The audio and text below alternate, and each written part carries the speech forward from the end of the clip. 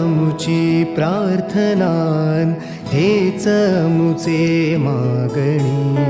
हीच मुची प्रार्थनान, हेच मुचे मागणी. माणसाने माणसाशी माणसासम वागणे.